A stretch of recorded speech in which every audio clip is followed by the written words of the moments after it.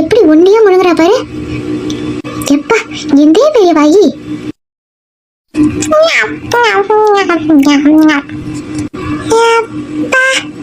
இப்பதான் கண்ணே பளிச்சுன்னு தெரியுது.